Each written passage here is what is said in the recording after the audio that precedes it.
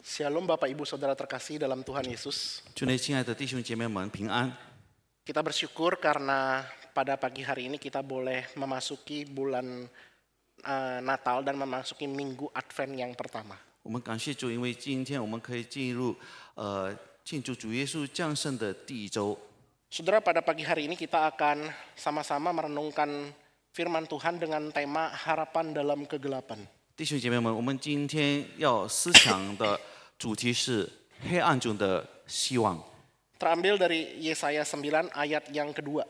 就是从旧约以赛亚书第9章第2节。 Saya akan bacakan dulu dalam bahasa Indonesia, kemudian dalam bahasa Mandarin. 我要先以印尼文来念，接着以华语来念。 Bangsa yang berjalan di dalam kegelapan telah melihat terang yang besar. Mereka yang diam di negeri kekelaman, atasnya terang telah bersinar. 在黑暗中行走的百姓看见了大光，住在死荫之地的人有光照耀他们。 Sebelumnya saya mau minta maaf dulu kepada saudara sekalian. 之前我要向弟兄姐妹们道歉， Suara saya agak serak-serak seksi kayak gini ya.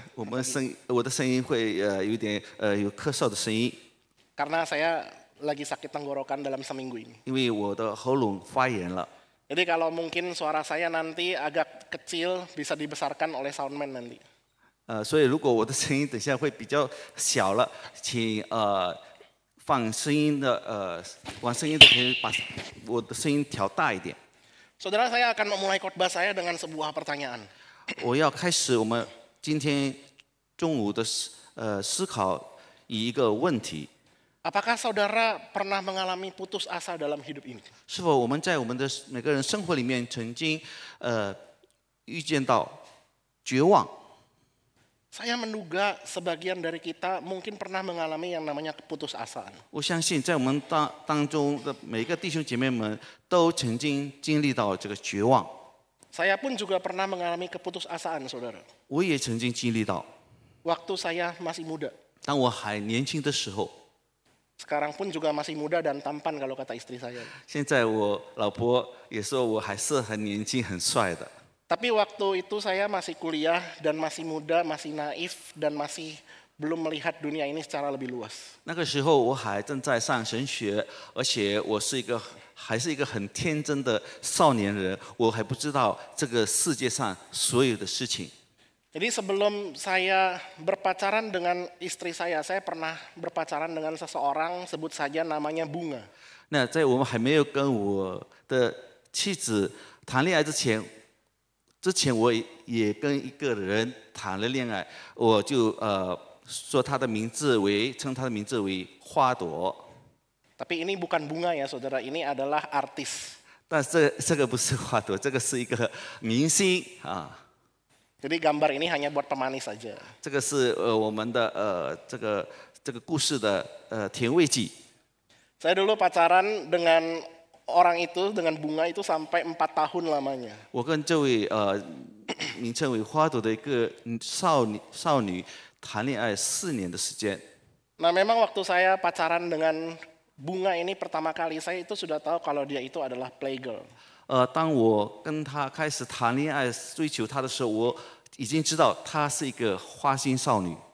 Kalau playboy itu kan yang cowok yang suka gonta-ganti pasangan ya. Kalau ini playgirl.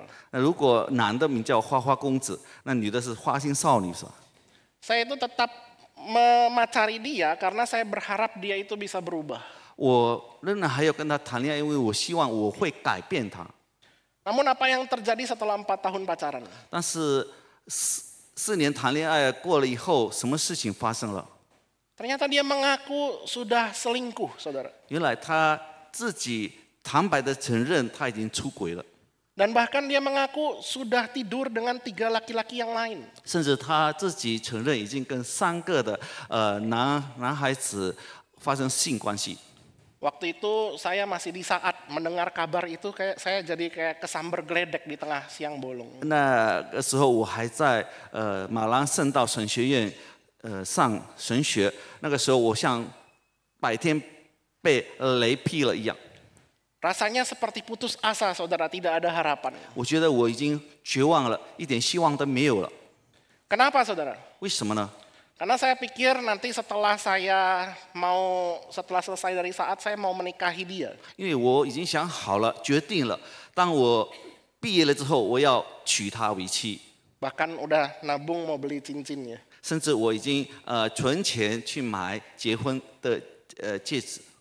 Waktu saya tanya, kenapa kamu melakukan hal itu? 然后我就问他，为什么你做这些事情呢？ Dia bilang karena dia merasa hebat bisa menaklukkan banyak laki-laki katanya. 因为他觉得他自己很厉害、很棒，他可以征服许多的男人。 Kemudian saya berpikir, wah cilaka ini saudara. 所以我就想，这是一个很糟糕的事情。 Dia melihat dosa itu seperti sesuatu yang keren untuknya. 他把罪看成一个很棒的事情。 Nah jadi makanya saya waktu itu putus asa sebenarnya saudara. 所以当时我已经绝望了， Karena saya pikir saya harus menyelamatkan mantan pacar saya itu. 因为我的思想里是我要去拯救他。 Tetapi setelah saya di konseling di saat, 但是当我参加在马兰圣道神学院的辅导班的时候， saya kemudian mendapati perspektif yang baru, sudut pandang yang baru. 那我有一个新的概念、新的看法， Bahwa saya tidak semestinya menempatkan posisi saya sebagai Mesias di dalam hidupnya. 我不把我自己当作在他生命中的弥赛亚。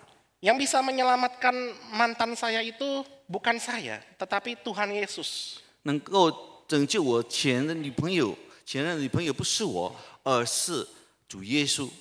Maka kata-kata mutiara bagi kita semua yang punya mantan pada saat ini, 因此，对我们有前女友的前女友的人， buanglah mantan pada tempatnya. 我们把前女友放在她适当的地方，丢在适当的地方去。 Ini bercanda ya saudara ya.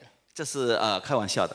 Tetapi saya bersyukur karena saya bisa mengakhiri hubungan dengan mantan saya itu. 但是我很感谢主，因为我可以跟他结束我们之中的关系。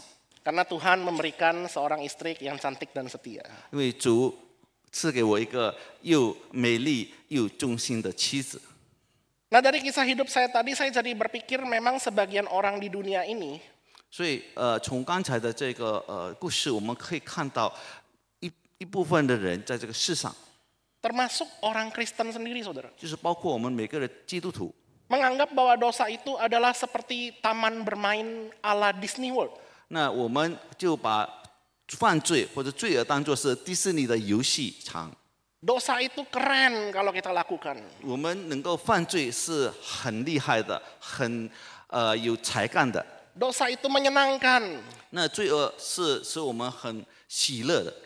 Padahal dosa itu sangat berbahaya dan tentu saja akan mendatangkan konsekuensi yaitu penghukuman Allah. 其实罪恶是有一个很严重的结果，就是上帝的惩罚。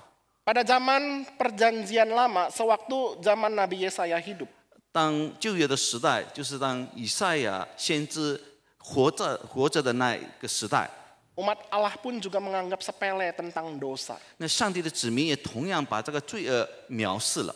Maka kita akan melihat Yesaya 9 ayat yang kedua. 我们就可以看到以赛亚书第9章第2节。 Tetapi sebelumnya kita akan melihat juga Yesaya pasal yang ke-8. 那在这前，我们要一起来看以赛亚书的第8章。 Bahwa di pasal ke-8 itu Yesaya memberikan sebuah pesan adanya penghukuman Allah karena ketidaktaatan umat Allah. 那就是在第8章里面，以赛亚已经预言了上帝惩罚他的子民，因为他们的不忠。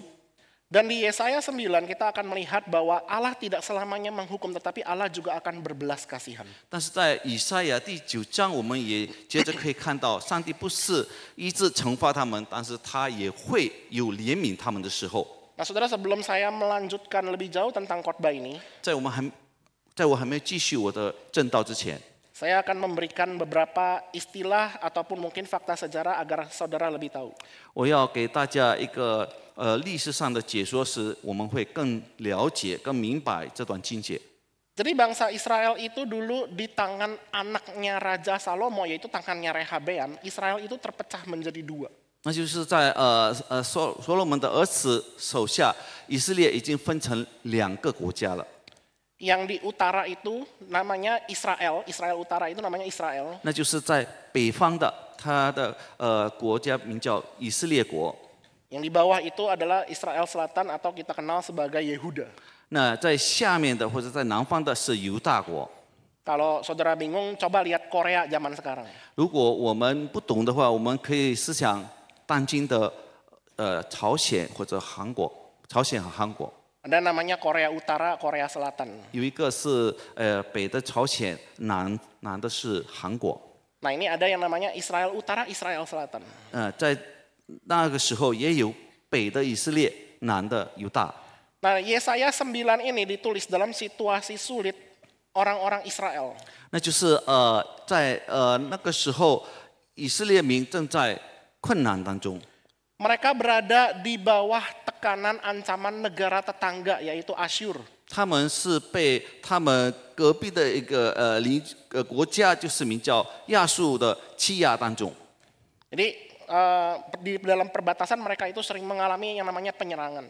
所以这个亚述国经常攻击他们。 Sedangkan kalau Yesaya 8 kita melihat adanya gambaran tentang keterpurukan moral dan juga spiritual dari bangsa Israel itu sendiri. 那在以赛亚第8章之前，就在以赛亚第8章，我们可以看到以色列国以色列人的这个在道德上的堕落。 Karena mereka itu menyembah berhala dan juga mencari persekutuan dengan setan-setan. 因为因为他们在那边拜偶像，而且跟所有的魔鬼有亲近的关系。 Akibatnya hidup mereka, konsekuensinya tentu saja hidup mereka itu penuh dengan penderitaan. 所以到头来，他们的生活是蛮有痛苦的生活。 Namun di tengah kegelapan hidup mereka itu Tuhan tidak meninggalkan mereka, saudara. 但是在他们黑暗的生活当中，主没有离弃他们。 Kalau misalnya saudara punya anak atau punya orang terkasih, 如果我们有我们所爱的人， mungkin lebih tepatnya anak aja ya saudara ya lebih. 可能比如说是我们的孩子们， Ada anak saudara lihat ada setrika, kemudian dia mau sentuh kayak gitu. 如果有一个如果我们的孩子要拿那个烫衣服的东西， Apakah kita sebagai orang tua ngebiarin dia pegang setrika yang panas itu? 是否我们要让他去碰那个？ Terus kita bilang, ih lucu ya dia pegang setrika yang panas, kita tungguin aja sampai tangannya meleleh kayak gitu. 然后我们让他去碰那个很热的那个烫衣服的东西。 Nah di dalam situasi ini Allah itu datang untuk menyelamatkan umatnya. 就在这个时候，上帝来到来临要拯救他的子民。 Nah di Yesaya 8 ini kita melihat bahwa di dalam kegelapan rohani bangsa itu, 那就在以赛亚书第8章，我们可以看到，在以色列人黑暗的生活里面， Tuhan memberikan janji penghukumannya yaitu dengan kehadiran seorang anak. 那上帝成全了他惩罚这个子民的这个预言，是透过一个儿子的诞生。 Namanya itu Maher Shalal Hashibas. 那个孩子的名字名叫 Maher Shalal Hashibas。 Jadi Yesaya 8 itu nama anak itu adalah cepatlah rampas segeralah jarah. 那就是以赛亚的孩子名叫这个名字，而且他的意思是要赶快的去抢劫，赶快的去掠劫。 Ini anak dari Nabi Yesaya sendiri karena Tuhan yang suruh Yesaya kasih nama itu. 因为这是以赛亚亲生的儿子，上帝命令他为他的儿子取这个名字。 Kenapa Tuhan melakukan hal itu, saudara? 为什么主要做这件事情呢？ Agar bangsa Israel itu bisa melihat dengan jelas bahwa Tuhan itu tidak main-main dengan dosa bangsa itu. 那使当时的以色列民能够很清楚的看到，上帝跟罪恶是不搭杠的，就是不容忍所有的罪恶的。 Jadi bangsa Asyur itu akan segera merampas, segera menjarah. 所以亚述的民将会很快的去抢劫他们、掠劫他们， Segera membumi hanguskan. 就把他们毁灭了。 Belakangan ini kalau kita lihat peristiwa perang di Timur Tengah, saudara. 如果这段时间我们看到在中东的战争的话， Saya sempat melihat, tapi saya tidak munculkan ya, memang saya tidak munculkan. Saya sempat melihat ada korban dari perang di Timur Tengah itu sampai ke anak-anak bayi, saudara. 那我曾经看到在电视的报告，或者在媒体上的报告，有婴孩也受到这个战争的影响，受伤了。Anak-anak, anak bayi itu semua bergeletakan mayatnya itu karena perang itu terjadi. 那些婴孩的尸体，可以看到很多的婴孩的尸体在那边。 Jadi Allah memperingatkan mereka, kamu itu harus hati-hati karena Tuhan itu akan memberikan penghukuman. 所以上帝在那边提醒他们，你要特别的小心，因为我要惩罚你。 Nah, tetapi Tuhan tidak selamanya menghukum. 但是上帝不是永远的惩罚他们。 Karena kalau misalnya kita lihat di akhir Yesaya 8 ayat yaitu 8 ayat 23 atau terjemahan lain 9 ayat yang pertama. 如果我们看在以赛亚书的第8章第23节，或者以赛亚第9章的第1节， bahwa Tuhan itu akan memutarbalikkan keadaan itu. 那上帝也要把当时的情况倒反过来， Bukan hanya memutarbalikkan tetapi akan membawa kemuliaan kepada mereka. 不是单单把当时的情况倒反过来，但是要把荣耀带到他们当中。 Nah, maka dari itu kita akan melihat di dalam pembahasan berikutnya, saudara. 所以我们可以接着看以下的解说。 Maka kalau misalnya kita melihat Yesaya 9 ayat 2 ini mengatakan demikian. 那如果我们再次的来看以赛亚书的第9章第2节这样说， Kegelapan yaitu mengenai dosa atau keterpisahan dari Tuhan.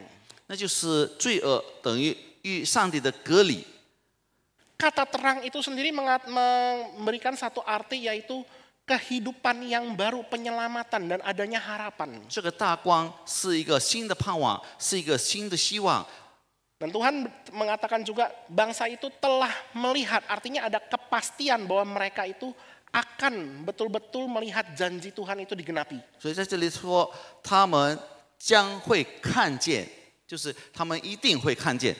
Nah, maka dari pembahasan ini kita akan melihat lahirnya seorang anak di Yesaya 9 itu.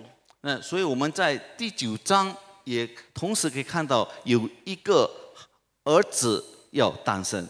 Dengan gelar penasehat ajaib, Allah yang perkasa, Bapa yang kekal, Raja damai. 那他被称为什么？他被称为奇妙的测试，全能的神，永在的父，和平的君。 Jadi kalau di Yesaya 8 itu digambarkan akan lahir seorang anak dengan nama yang mendatangkan malapetaka untuk kalian. Tapi Yesaya 9 akan lahir seorang anak yang mendatangkan harapan untuk kalian. 就是在第8章当中，上帝使他们知道将会诞生一个儿子，带给他们许多的灾难。但是在第9章，上帝给他们看见将会诞生一个儿子，带给他们希望。 Tapi bagaimana kita bisa tahu bahwa itu adalah Yesus, saudara? 但是我们怎么知道在第9章里面所提起来的是主耶稣呢？ Dari gelar yang diberikan, yaitu penasehat ajaib, Allah yang perkasa, Bapa yang kekal, Raja damai. 就是从他所称为的，就是奇妙测试，全能的神，永在的父，和平的君。 Ini adalah gelar yang diberikan kepada sosok ilahi. 这是一个只配得给一个属上帝这个身份的人。 Tetapi mungkin kita akan bertanya-tanya seperti ini, saudara. 但是可能我们会这样问： Loh sebentar, ini kan Yesaya ngomongin tentang masa sekarang di mana Israel itu sedang berada di dalam kegelapan rohani. 那当时以赛亚所讲的就是当以色列民正在黑暗的生活当中。 Kita nih lagi ada masalah kegelapan rohani, kita juga lagi ada masalah negara mau berperang nyerang kita. Kita kapan melihatnya janji itu akan dipenuhi kalau dalam perspektifnya orang Israel pada saat itu? 那在当时的以色列民的眼光当中，他们所看到的，当时他们正在灾难当中，在黑暗的生活当中，也在很痛苦的情况当中，而且这个隔壁的国家要攻击他们，我们什么时候才等到这位儿子的诞生呢？ Masalahnya masih ada tuh di sekarang, masalahnya belum hilang. 那现在的问题还存在啊。 Nah jawabannya sederhana, saudara. 那这个答案是很简单的。Karena akar dari semua permasalahan manusia itu adalah dosa. 因为人们所有问题、所有的灾难的根，就是因为罪恶。 Makanya di Yesaya 8 itu, Tuhan itu menghukum Israel karena mereka itu berbuat dosa. 所以在以赛亚书第8章，上帝有惩罚他的子民、他的选民，是因为他们已经犯罪了。 Menyembah berhala, bersekutu dengan setan. 他们在那边拜偶像，跟那些魔鬼聚集在一起。 Dan solusinya gampang sebenarnya. 而这个解决的方法是很简单的， Bertobat. 他们应当悔改， Sesederhana itu, saudara. 就是这么简单。 Misalnya begini, saudara. 假如这样， Ada seorang pria hobinya suka ngerokok. 有一个男人，他喜欢抽烟， Sehari udah kayak kereta api, ngerokok bisa 12 bungkus dalam sehari. 他好像火车一样，就是一天能够抽12包的烟。 Kebiasaan itu sudah dia lakukan tahunan. 他这个习惯已经养了好几年了。 Istri dan keluarganya sudah memperingatkan dia. 他的妻子、他家庭的成员都在那边警告他了。 Kalau kamu ngerokok terus, kamu akan kena kanker, kamu akan kena penyakit yang lainnya. 他们已经在那边劝告他，你不要吸烟，你吸烟会得癌症等等。 Tapi jawaban pria itu apa, saudara? 但是那个男人怎么回答呢？ Oh, tenang, nanti kan juga ada obat tuh buat nyembuhin penyakit saya. 那你们不必担心，放心吧，等以后肯定有药能够医治我所有的病。 Sebuah pengharapan di dalam ketidakpastian. 就是一个在不肯定的情况当中一个盼望， Karena belum pasti obatnya itu akan ditemukan. 因为那个药是不一定能够找到的， Belum pasti juga bahwa obatnya itu akan masuk ke Indonesia. 而且不肯定的那个药会进到印尼这边来。 Padahal akar permasalahannya, saya ulangi, akar permasalahan untuk solusi dari itu adalah berhenti merokok. 其实他所有的问题的根，是他只要他停止吸烟就行了， Sesederhana itu, saudara. 就那么简单而已。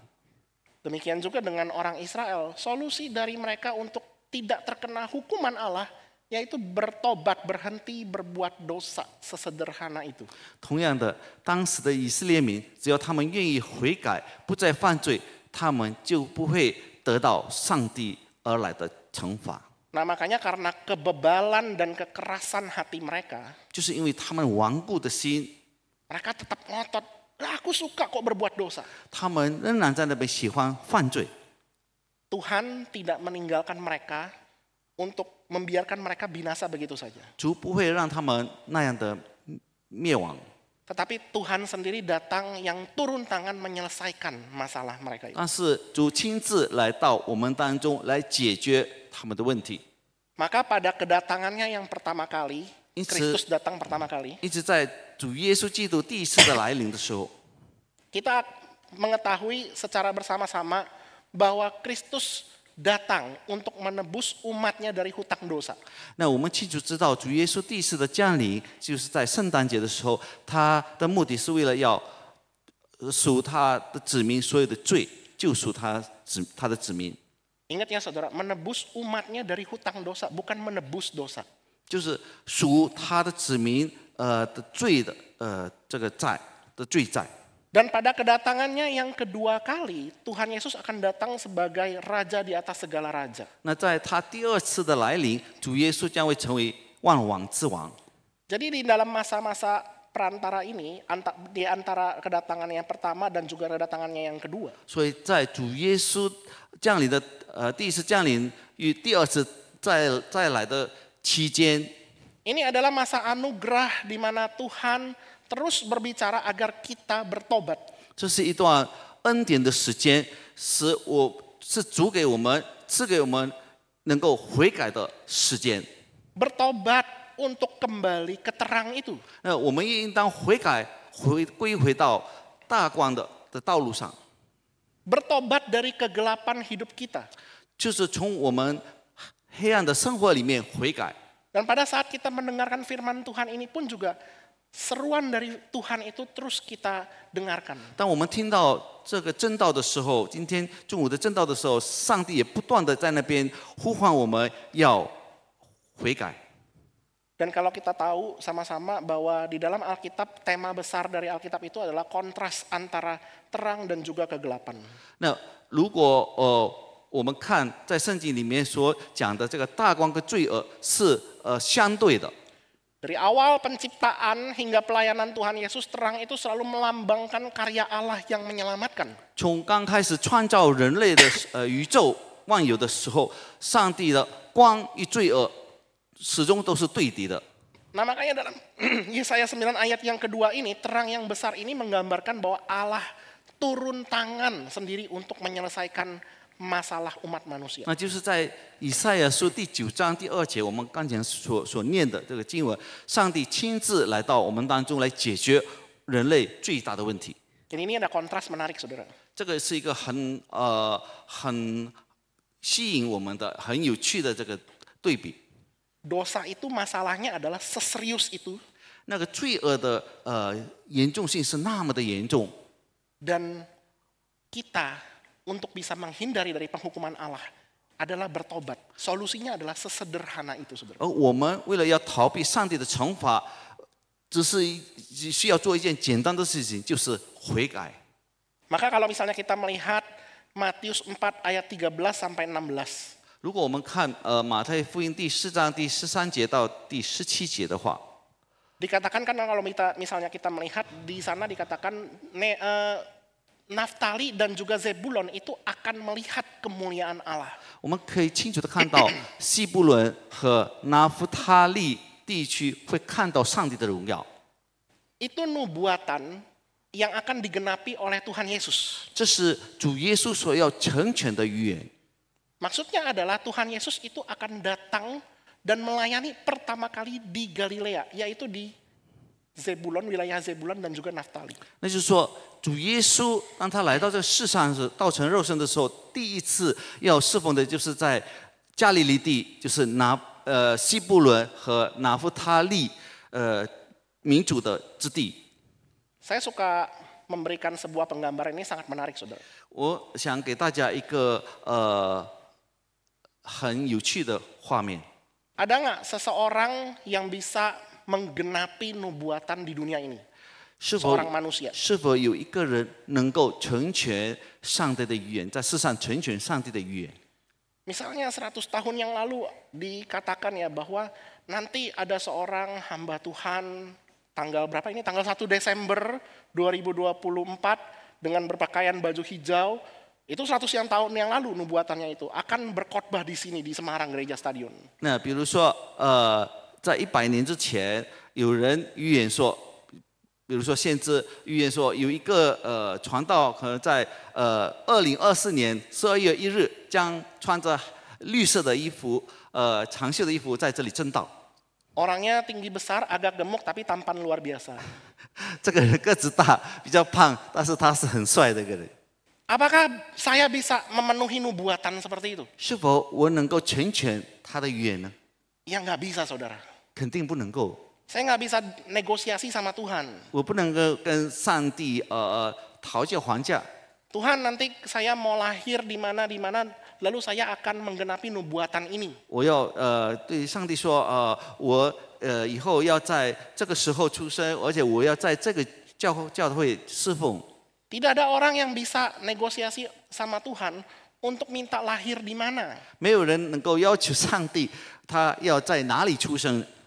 Sebaliknya Tuhan Yesus yang bisa memenuhi nubuatan mesianik itu semua.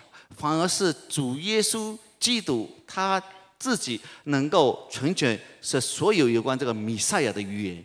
Dia lahir di Bethlehem.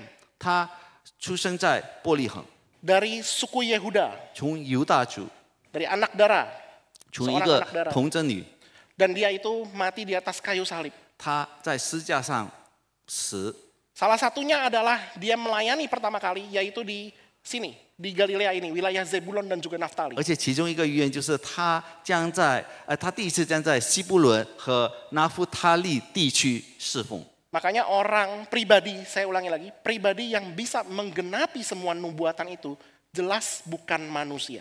所以，一个能够成全的所有的预言，圣经里面所有的预言，肯定不是普通的人。 Yang bisa menggenapi itu hanyalah Allah sendiri. 那能够成全着所有的语言，只有上帝自己。 Karena itu kehadiran Yesus itu menjadi sumber terang bagi mereka yang hidup di dalam kegelapan dosa. 因此，主耶稣的诞生成为在那个黑暗生活里面的人的光。 Saudara, sewaktu saya mengumumkan khotbah ini, saya menemukan sebuah kisah. 当我预备我这个讲章的时候，我遇到了一个故事。Jadi bapak ini bernama Pak Wang Mincing. 我这个实际发生的啊，一个事实的故事，就是有一个弟兄，他名叫王明清， Selanjutnya akan saya singkat dengan Bapak Wang saja. 所以我只称呼他为王弟兄。 Bapak Wang ini, dia adalah seorang pemilik kios di Chengdu. 他是一个在成都城市开店铺的人。 Pada 8 Januari 1994, dia kehilangan anaknya, Cifeng. 1994年的1月8日，他失去他的女儿，名叫齐峰。 Anak perempuan yang dia sayangi. anak tunggal ya? Anak pertama. 是他的大女儿，就是他最爱的大女儿。 Nah, jadi cerita tentang Cifeng itu menghilang karena dia itu si Bapak Wang ini ingin menukarkan uang kembalian karena kan dia punya kios buah. 就是当时因为这位王弟兄要去换一个零钱，为了要找人这个买的人的钱，所以他就出他的店铺出去。 Baru ditinggal sebentar anaknya hilang. 才出去一会儿，他的女儿突然间不见了。 Nah, sejak saat itu saudara, Bapak Wang dan juga istrinya tidak pernah meninggalkan Chengdu. 就是从那个时候，他们发现他们女儿失踪的时候，他们从来都没有离开过成都他们的店铺。 Karena Bapak Wang itu dan istrinya berharap dia akan menemukan anaknya kembali. 因为他们这对夫妻很盼望能够找到或者他的女儿可以回到他们的身边。 Segala usaha sudah dilakukan oleh Bapak Wang dan keluarganya. 他们已经尽了所有的努力了。 Mulai membagikan selebaran, 他们发了传单， mencari di tempat penampungan, 去找在那边有人丢的人的这个地方， rumah sakit ataupun panti asuhan, tapi tidak membuahkan hasil. 在所有的成都的医院和孤儿院里面找，但是他们都找不到他们的大女儿。 Singkat cerita, 21 tahun setelahnya pada tahun 2015. 那简说就是在2015年的时候， Setelah Cifeng itu menghilang, 就是当齐凤已经失踪了， Bapak Wang itu menjadi ojek online. 这位王弟兄他当时是成为一个送外卖的， Tujuannya untuk memperluas pencarian putrinya itu. 其实他的目的是要扩大他寻找他儿子的范围，他女儿的范围， Dengan metode yang sama, saudara. 就是以同样的方式， Membagikan selebaran, 发那个传单， kartu nama, 也在那边发他的名片， sama menempelkan informasi putrinya di mobilnya. 也贴在他的汽车上有关他女儿失踪的事件。 Usaha dari Bapak Wang ini kemudian menjadi viral dan kemudian masuk ke media lokal serta berita internasional. 这个王弟兄的努力已经成为一个一个流言，很多人都知道了，不是单单是当地的，但是全中国人都闻到这个信息。 Jadi pada tahun 2017, 就是在2017年的时候， ada seniman forensik yang membantu Bapak Wang. 有一个艺术家，就是实体的艺术家在那边帮助他。 Kalau seandainya saudara tidak tahu, seniman forensik itu yang menggambar sketsa wajah kriminal. 这个艺术家是画着那个发生那个案件的那个人的脸。 Jadi seniman forensik ini membantu menggambarkan sketsa wajah anaknya Cifeng ini ketika dia itu sudah dewasa. 就是这个艺术家他帮这个王弟兄画他女儿长大的形象、长大的脸孔、长大以后的脸孔。 Dan pada tahun 2018 ada seorang wanita yang melihat gambar tersebut. 在2018年，有一个女人看见了这个画。这个图， Dia melihat gambar itu terus dilihat, oh kayaknya mirip sama aku kayak gitu. 所以他就觉得这个上面所画的脸孔跟他是很像的。 Setelah menyadari kemungkinan bahwa dia itu adalah Chifeng, anak yang dicari, 当他醒悟到自己可能就是这位王弟兄所找的大女儿的时候，戚风， maka kemudian dia langsung segera tes DNA. 他就去测验一下。 Dan ternyata didapati bahwa dialah anak yang dicari itu. 那测验的结果，他就是这个王弟兄的大女儿戚风。 Dan akhirnya pada tahun 2018, Chifeng itu bertemu dengan orang tua kandungnya, ditemani dengan suami dan juga anak-anaknya. 18.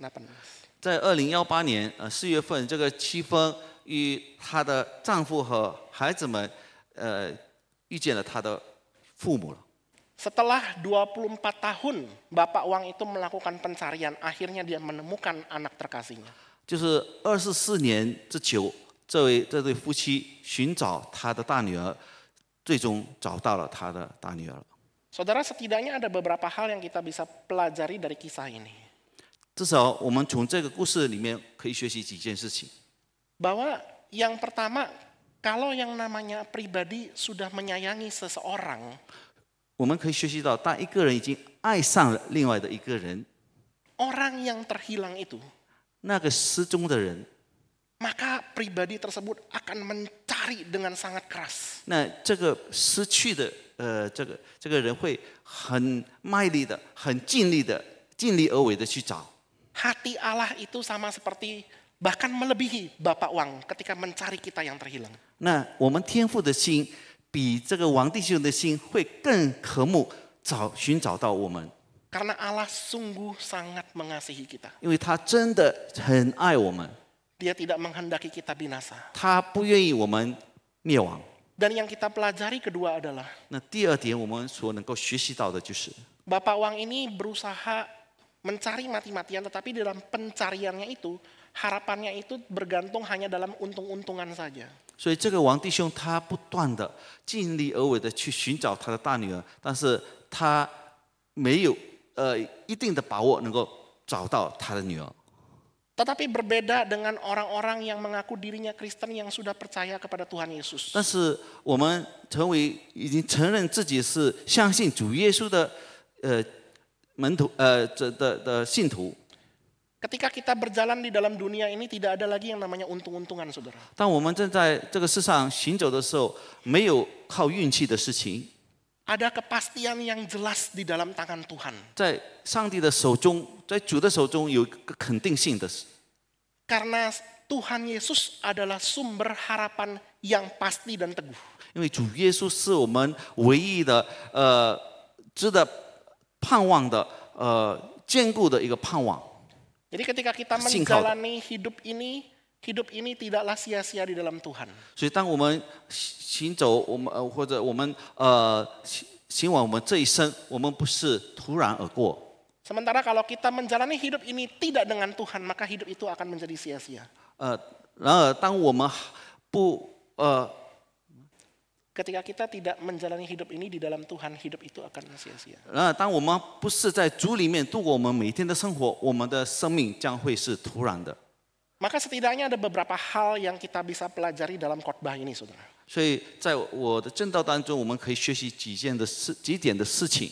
Yang pertama, tidak ada kegelapan yang terlalu pekat bagi Tuhan. 那第一点，我们学到的，没有什么黑暗对上帝来说是太黑暗的、太大的。 Dalam hidup ini mungkin kita mengalami kesedihan, keputusasaan, depresi, tantangan, dan sebagainya. 在我们的生活当中，我们会面对许多的挣扎、许多的压力、许多的忧郁。 Tetapi kita diingatkan bahwa ada kepastian, harapan di dalam tangan Tuhan Yesus. 但是我们意识到，在主耶稣里面有肯定的盼望、坚固的希望。 Bahkan mungkin ketika kita yang saat ini mungkin setengah bergumul di dalam dosa. 甚至我们当中有的还在罪恶当中挣扎的。 Ketika kita sungguh-sungguh menyerahkan seluruh hidup kita ke dalam tangan Tuhan Yesus. 当我们把我们整个的生命完全的交托在主耶稣的手中， maka Allah Roh Kudus akan memampukan kita untuk keluar dari dosa itu. 那圣灵将使我们胜过我们所有的罪恶。 Dan yang kedua, terang yang kita dapatkan itu bukan dari usaha kita. 那第二点，我们要意识到，就是我们得到的那个大光或者光明，不是来自我们的努力， Karena kita membutuhkan Tuhan yang menolong kita. 因为我们需要主来帮助我们， Karena kita itu bukanlah pencipta, melainkan ciptaan. 因为我们不是创造者，我们是创造物。 Dan yang ketiga, kita dipanggil untuk menyaksikan terang Kristus. 那第三点就是我们被呼召，为了要去见证，去瞻仰主耶稣基督的光。 Dalam Matius 5 ayat 14, Tuhan Yesus mengatakan, kamu adalah terang dunia. 在马太福音第5章第14节里面，主耶稣说：“你是世上的光。” Ini bukan berarti, sekali lagi, kita bukanlah sumber dari terang itu sendiri, saudara. 我们要清楚知道，我们不是这个光的泉源。 Tetapi karena kita sudah tahu Yesus itu adalah harapan di dalam hidup kita, maka kita mau membagikan kasih itu kepada orang lain. 但是因为我们已经知道主耶稣是我们肯定的盼望，所以我们也要把这个盼望传达给别人。 Akhirnya yang keempat, kita diingatkan untuk hidup dengan pengharapan ke depan. 那最后一点，我们意识到我们要充满希望的生活在我们的未来。 Pengharapan ini memberikan kita kekuatan menjalani hidup ini. 这个盼望或者希望使我们能够得到来行走我们生活的力量。 Saudara, janji firman Tuhan ini tidak hanya berlaku di masa lalu, tetapi bagi anak cucu kita juga. 这个主耶稣的应许不是在以前的那个时期，但是也是在我们未来的日子里。 Maka kalau kita mengaku sebagai orang Kristen 所以，如果我们承认自己是一个基督徒， yang sudah hidup di dalam terang, 已经活在那个光里面， jangan kita kembali kepada kegelapan. 我们千万不要回到黑暗当中， Jangan kita kembali kepada kebiasaan dosa lama kita. 我们 Saudara. 不要回到我们犯罪恶的习惯当中， Apakah mungkin itu perzinahan, 不管那个是犯奸淫的事情， perselingkuhan, 不管是出轨道的事情、 korupsi, 贪污的事情、 tipu menipu, 欺骗的事情， atau bahkan persekutuan dengan roh-roh jahat. 我们不要跟那些恶魔团契， Dan berbagai dosa lain yang mungkin hanya kita simpan dalam hati kita sendiri saja. 还有其他的罪恶，可能我们自己存在我们的心里的。 Maka firman Tuhan hari ini mengatakan dengan jelas, Allah masih memberikan kesempatan kepada kita. 那所以，上帝的话语再次的很清楚的告诉我们，上帝还给我们每个人确定的盼望。 Bertobat dan kembali kepada terang Tuhan. 我们要悔改，要回到主的大光里。 Dan apabila kita sudah berada di dalam terang Tuhan, 如果我们已经在主的光里面的时候， tetaplah hidup di dalam pengharapan kepada Yesus Kristus. 我们有仍然在向主耶稣有一个坚固的盼望而活着。 Karena Yesus adalah sumber terang yang sejati. 因为主耶稣是真正的光的泉源。